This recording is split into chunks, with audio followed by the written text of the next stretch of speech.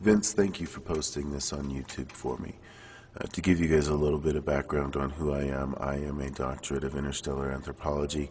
I was a special consultant to the CIA and the NSA during the late 90s on a project they dubbed Red Rock. The U.S. government had somehow come into possession information that in Iraq, in the ruins of the ancient city of Ur, Sumerian city, the archaeologists working there, some French archaeologists, had found a device, and I was brought in as an expert on this culture, as an expert on these ancient artifacts, to basically tell them what I thought it was and what I thought it would do. A very strange device. It was really cool, though. It had crystals and, let's just say, a lot of moving parts for something that was at least 4,000 years old. And what I told them was that, according to legend, this was a device so powerful that only kings were allowed to know how to use it. And those kings passed down this knowledge. It was a very complex series of basically procedures that had to be met, and the machine would then create a very low frequency of sound. This was capable of moving large stones. This was capable of destroying your enemies. This was capable of creating rain. This was capable of creating earthquakes. This was basically the most powerful device ever to be on this planet. And the U.S. government was very concerned that Saddam Hussein was going to get his hands on this, figure out how to use it, and the rest would just be, utter hell. So I was brought in to figure out how we could get in there and find the device. If they could come up with some pretext to get us into Iraq, was what they said, would you know where to look for it and how to remove it? I explained to them what they would need from just a pure physics standpoint to remove the device and transport it. After about 5 minutes of them discussing it, they said that could be arranged and they'd get back to me. And indeed, over the next few years, I was called in on multiple occasions to consult with them for them to get my insights on some of these legends. Now, it's important to note that these people were not typical government employees. They were very well dressed, very well manicured, very well mannered people. It was pretty obvious to me from early on that I was dealing with folks from the global power structure, old money, if you will. Now, the legend goes that long ago, existed on the Earth, some proto-species of human beings. The Anunnaki came to Earth. They genetically modified them to be smarter and more capable of being their slaves, there to mine gold for them. And the Anunnaki would check in from time to time, and whoever had the most gold would get these great, what they would consider presents from the gods. That could range with it from anything from the destruction of one's enemies to maybe a good harvest that year, because the rains would come. And indeed, this device that they found in Ur was believed to have been one of those presents. It was something that was very powerful, and that when used correctly could be aimed in the right direction to control the weather. It could cause an earthquake. Your enemy's city could literally just swallow it up into the sea. You could also transport yourself back and forth to Nibiru on certain occasions to give them their homage, pay them their tax, so to speak.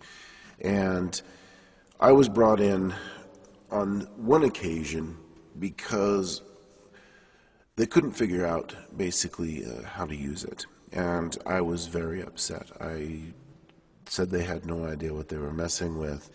And they sat me down and basically told me off. They said that, listen, I had no idea who they were and what right they had to use it, and that if they couldn't figure out how to use it before December 21st, 2012, that everybody on Earth would be dead.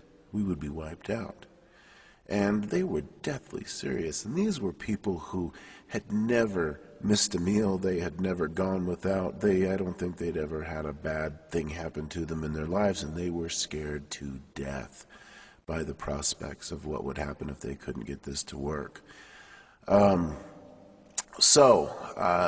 They asked me to take a look more carefully, basically. And after some convincing, I said that I would. Now, it's important to note here that the global power infrastructure has been in place for millennia. It doesn't matter who's President of the United States. It doesn't matter who's Secretary General of the United Nations. It doesn't matter what Hugo Chavez does or what Vladimir Putin does or doesn't do. And it doesn't matter how many treasury bills the Chinese buy up from the U.S. Treasury.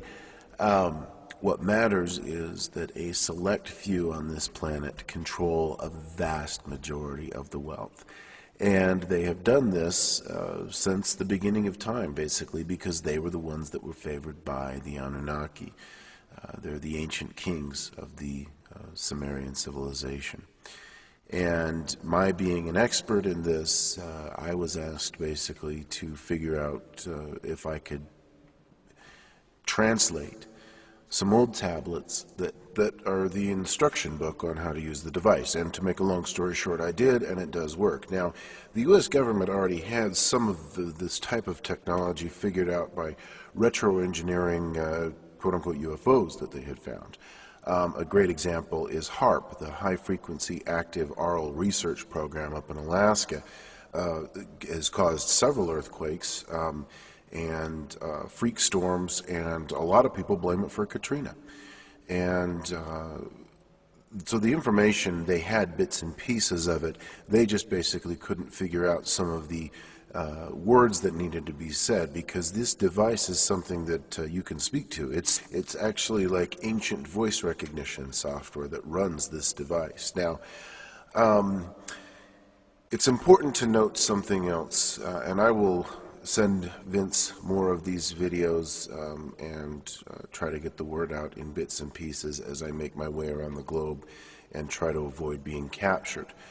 But for right now, suffice it to say, there is a reason why everybody wants to buy your gold. Right now they're doing everything that they can, the powers that be, to keep a lid on one of the biggest heists in history, which is the fact that Fort Knox is empty. The U.S. gold reserves were looted and taken to France. From France they were taken to Belgium, and currently they reside, I believe, somewhere in Russia. The gold reserves in China, however, are very attractive to these folks, and they are planning a series of attacks. The Stuxnet computer worm virus that attacked Iran's nuclear reactors was designed by this group. I've always just referred to them as the powers that be. The mainstream media is controlled by them. They don't report on them. The stories that come out about them are quickly shuffled to the side or laughed off as just being silly. But these folks do control the world, and the reason they want to try to keep things from going bananas is they want to be able to buy up as much gold as they can. And so they're trying to get everybody they can to send in their little gold trinkets, their old necklaces. They're smelting them down, and they're getting ready for when the Anunnaki come back. And now that they've got the device working, they feel like they can complete this plan. Because I know what they were trying to do, they want me dead, and they'll stop at nothing to see that that happens. They blew up an entire wing of my university, destroying my lab, destroying my records, destroying my work, just to try to kill me. And unfortunately for them, there's a piece of information that I did not tell them about the device. A trump card, if you will, that I decided to keep in my back pocket just in case they tried to somehow double-cross me. And I'm going to end this for right now. I will tell you all about it in part 2. I won't tell you where I'm going, but I'll talk to you next time. Over and out.